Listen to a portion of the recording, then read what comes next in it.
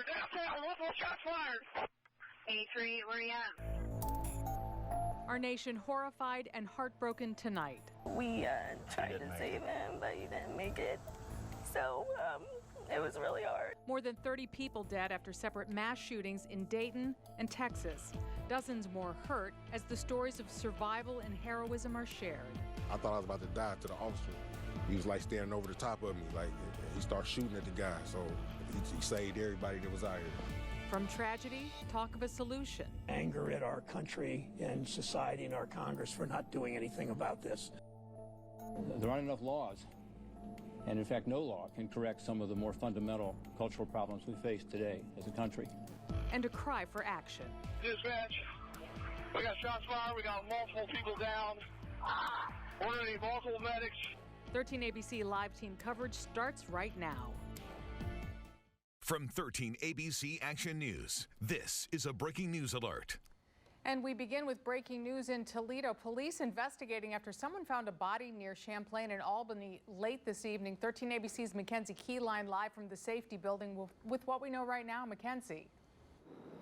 Yeah, well, Diane, Toledo police really don't have a whole lot of information to go off of other than that it was a body of a middle-aged man. Now, we just got an update that the body has been sent to the Lucas County coroner to be identified. Police cleared the scene, but we do want to show you what it looked like about an hour ago. Now, this here is video from this scene. This is on Champlain near Albany. Now, we did get an update from the detective. He says that around 8 o'clock tonight, a neighbor called police after finding the body near the railroad tracks. Now, investigators say there were no obvious signs of trauma. I did ask police if there have been any reports of a missing man, but I'm told that they did not receive any matching his description. So again, at this point, it's just a waiting game until the coroner can identify that man and do an autopsy to get the exact cause of death. Of course, as soon as we get that information, we'll be sure to pass it along to you both on air and online. Diane. All right, Mackenzie, thank you. And also breaking right now, 2 Latin American governments are warning their people against traveling to the U.S. Uruguay urged citizens to take extreme precautions. Venezuela's foreign ministry also issued a statement suggesting that its citizens postpone travel to the U.S. Now, that warning comes after 2 deadly shootings this weekend, killing 31 people in Dayton and El Paso, Texas. And we're also learning new information about the Texas shooting. Police just released the names of all 22 victims.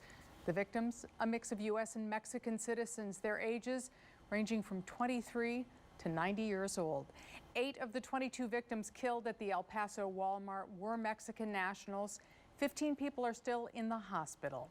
Now, we're also learning new information about the deadly shooting in Dayton. As we've reported, the shooter killed 9 people there, including his own sister. 37 more were hurt. More than a dozen were shot. Police say the others were hurt trying to get away.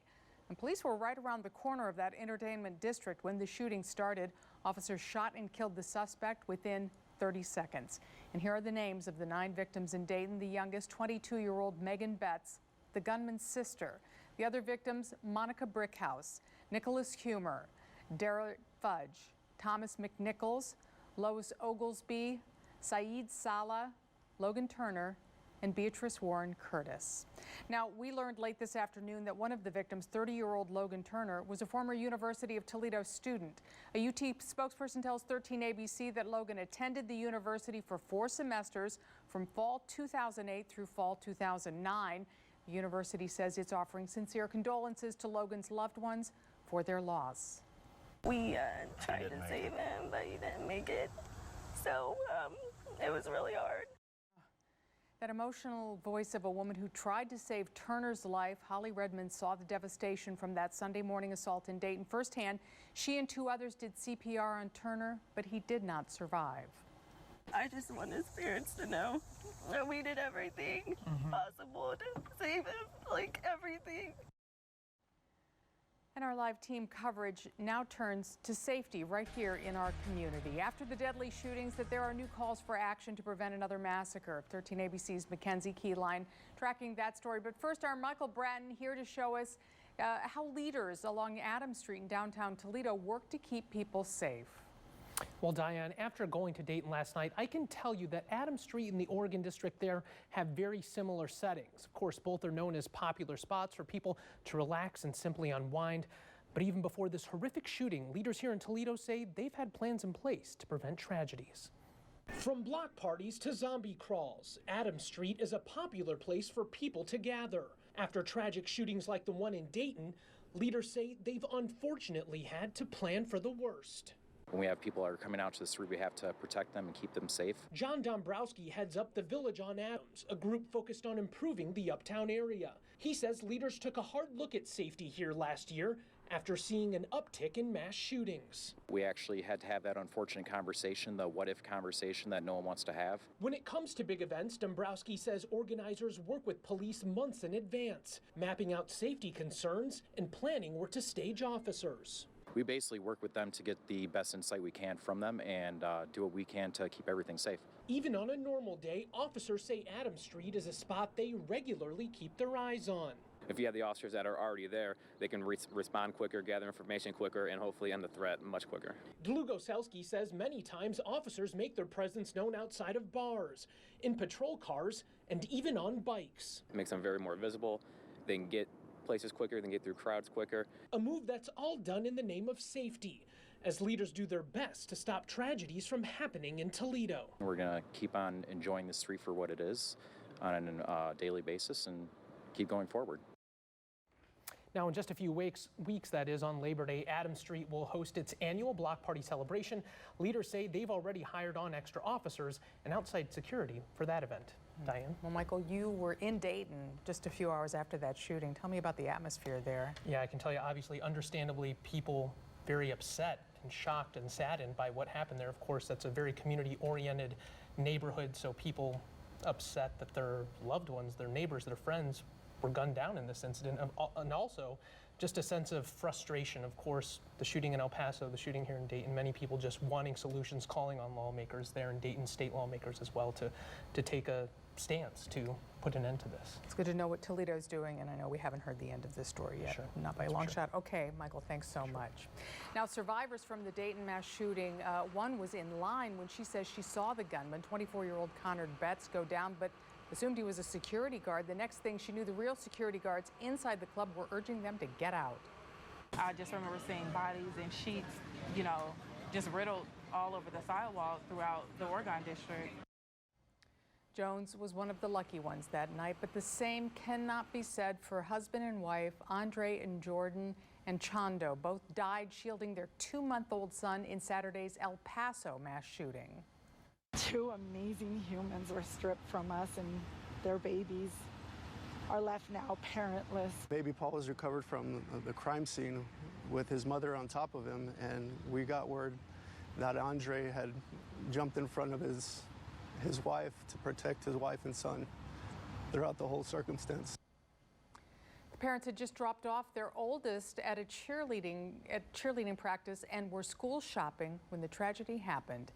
And back to the Dayton shooting, investigators now working to figure out just why the gunman did what he did. But classmates of 24-year-old Connor Betts say he was essentially a walking red flag. They say he was suspended in high school for having a hit list of people he wanted to kill and a rape list of girls he wanted to sexually assault. It was on that list. We were all called into the principal's office to ask if we knew why he might want to hurt us. It's really horrible that we got lucky, but because nobody did anything, all of these lives were changed so horribly. CNN says a police search of Betts' home turned up writings that expressed an interest in killing people, but no racial or political motive.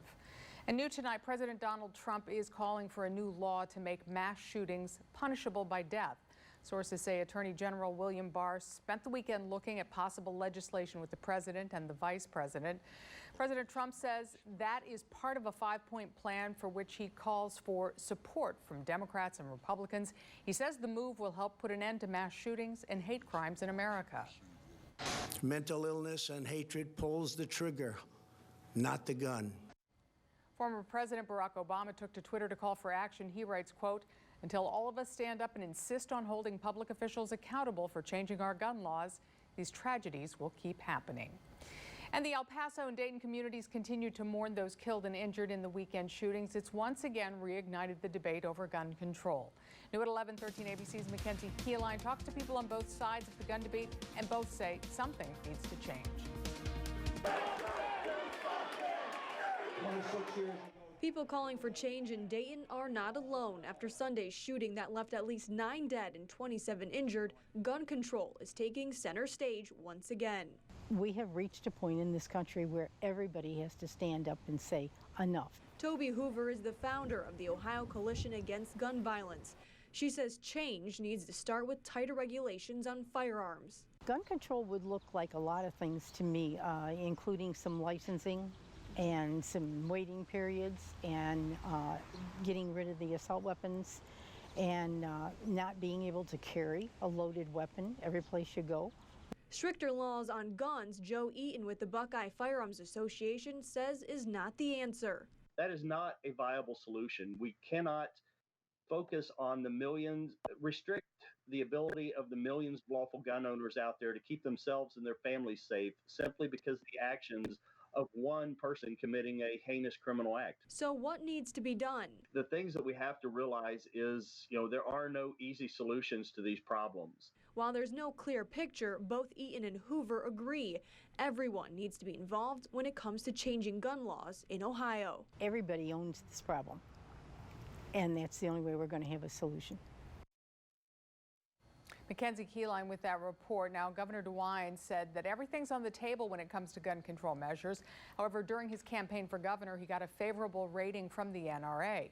But he has been pushing for a red flag law that would allow authorities to confiscate weapons from people who are deemed to be either a threat to themselves or others.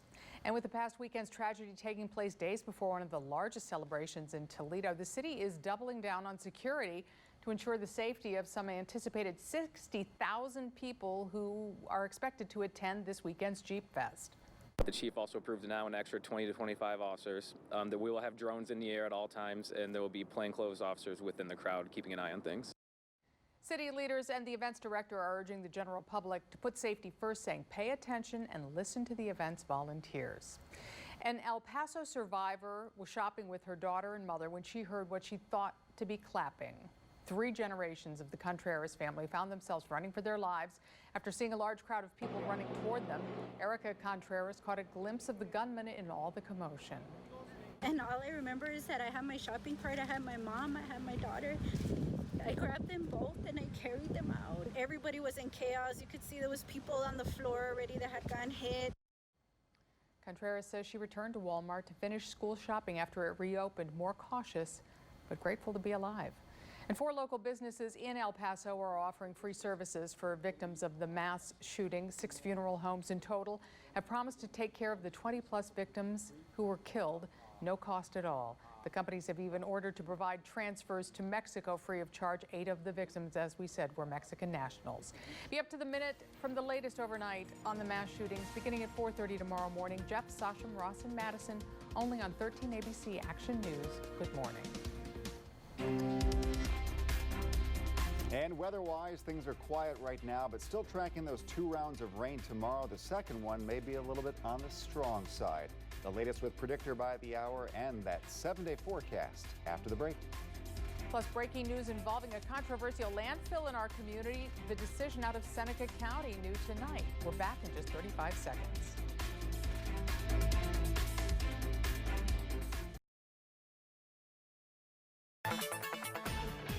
Now, 13 ABC First Warning Weather with Chief Meteorologist Jay Burschback. Lightning bugs in the sky tonight, also cicadas in the trees and mayflies still over Lake Erie. That's this batch of green we picked up.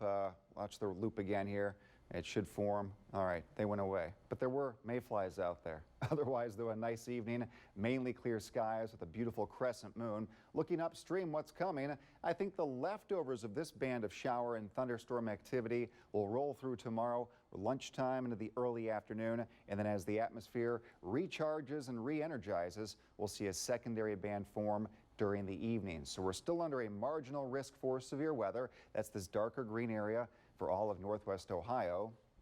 Notice the high wind, that's our main threat. Secondary threat, some large hail. Could see some areas with up to an inch, inch and a half of rainfall with these torrential downpours that come through with storms. And right now the tornado risk is very low, but we'll keep our eyes on things. Let's go through time now into the future with Predictor. Talk about that leftover batch of rain tomorrow. Not so much early in the morning, maybe a stray sprinkle with those darker clouds. But as we get into about noon and 3 o'clock, we'll see that first batch of rain move through. That first batch not expected to be all that intense.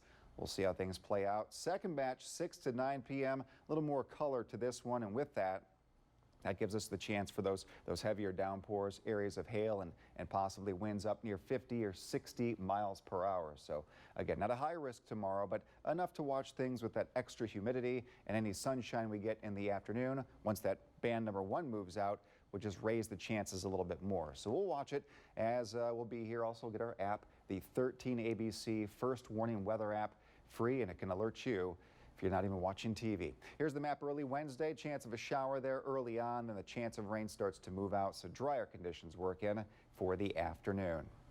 How about rain totals? These are up a little bit from this evening, not by a whole lot, but again, on average, ½ inch to an inch of rain with this system. Where you see these purple areas, those would be areas that are experiencing the heavier thunderstorms, and that could give you that 1.5 inches or a little bit more for rain totals. Temperature out there, 73. The air is calm, dew point back in the mid-60s. A little bit humid, and other temperatures, looks like everybody playing the 70s game tonight, all between 70 and 77. That's your hot spot down in Findlay. For tonight, low temperature of 68, light southwest winds, if any wind at all, partly cloudy skies. Into tomorrow, round 1 of rain midday and beyond. Round 2 of storms comes in the evening, the high a muggy 84. Now the extended forecast. One more day of showers early Wednesday. If you have plans that can be adjusted, maybe push them back to stay drier. Chance of showers developing again Thursday, 84, still humid. The change comes in Friday. It's going to be cooler, less humid. Beautiful way to end the week. We have the Jeep Fest Parade Saturday. Another beauty, the high near 80, 82 on Sunday, and staying dry into Monday, that high near 83 degrees. So a little humid, a little warm the next couple of days. First concern is that second round of storms, which may pack a little bit of a stronger thunderstorm type versus your garden variety. So we'll be here watching. We do need rain, and we know you'll tell us if it gets a little severe. We will be here, the whole team. All right, Jay, thanks. Breaking tonight, a unanimous vote from the Seneca County General Health District today approving the renewal of Sunny Farms landfill's license. You may remember a plan to deny the renewal was approved by the Health District earlier this year. The landfill's senior vice president released a statement saying that he believes the enhancements they made to address the odors that neighbors complained about are, as he put it, providing the results we believed would follow. He adds this is the first step in winning back the community's trust. A Lucas County man was in court today on charges of aggravated arson, and breaking and entering. That man is Arnold Mansfield.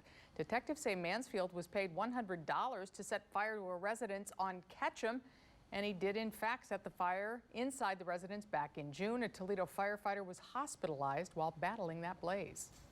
Straight ahead, our high school football previews continue with the St. Francis de Sales Knights plus Andy Reid on Cody Thompson, his second string wide receiver. First, though, the winning lottery numbers from your official lottery station, 13 ABC.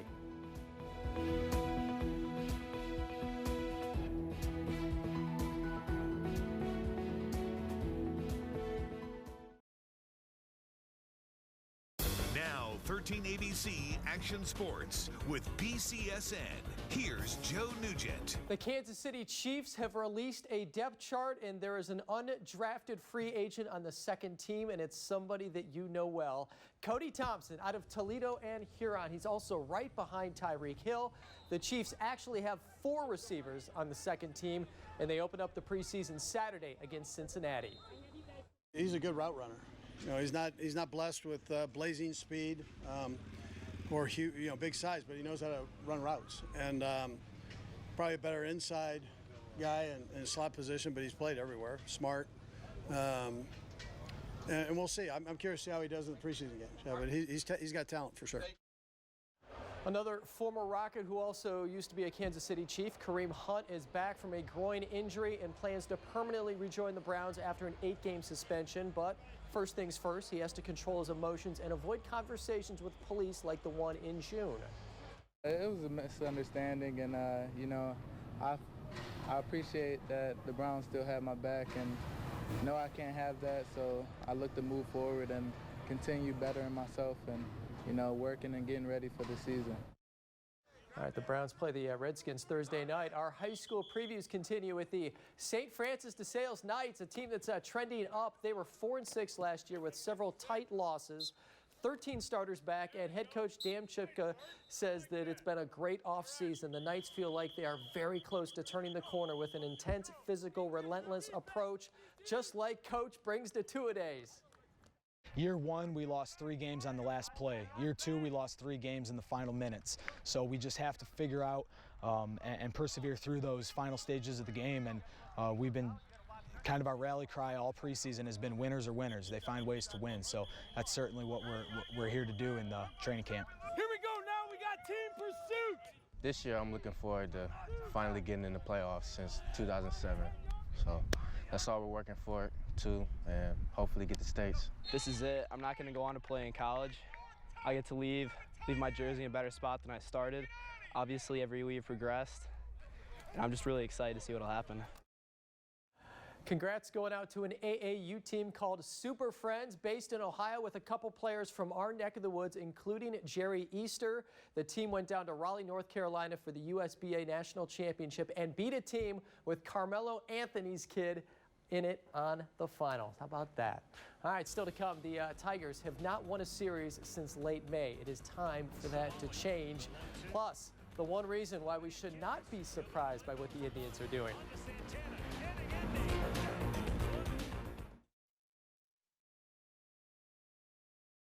The Indians are playing some good ball. They've won 11 of 14 at home, and guess where they are tonight? Yes, Progressive Field. But not only are they very good in Cleveland, they also consider themselves a second-half team. Here's why. The Tribe's winning percentage with Terry Francona month by month. Tito joined the team back in 2013, and it should not be a surprise. In his 7th season, the team is playing better as we approach October. His winning percentage increases every single month of the season, from below 500 in April up to 630 in September. So with all that build-up, they're in trouble here in the 9th against Texas, down 1-0. The tying run, though, just 90 feet away. Franmil Reyes flies out to center, and the Rangers win the series opener 1-0. All right, the Tigers open up a 4-game series against the White Sox. James McCann, the former Tiger, drives in a run. His teammates add a half dozen more, and they win by the final of 7-4. It's a 4-game set, so the Tigers need to win the next 3 in a row to take their first series since late May. Not confident that's going to happen, but it's going to happen at some point, right? It's not over till it's over, right? Yes, absolutely. Doubleheader tomorrow, by the way. All right, Joe, thanks. We're going to take one more look at the weather when we come back.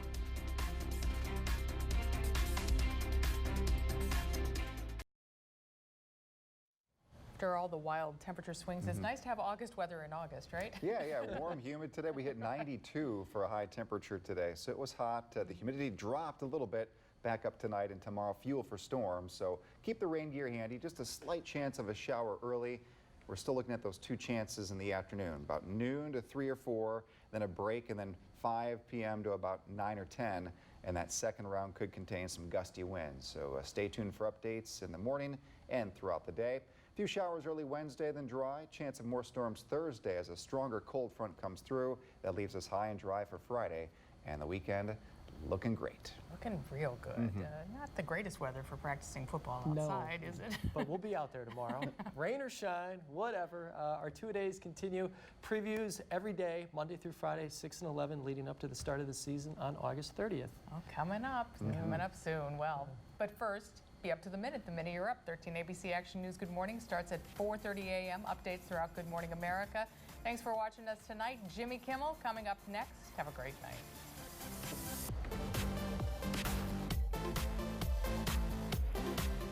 You have the power. Custom alerts for news, weather, sports, and school alerts. Download 13 ABC's free news app now.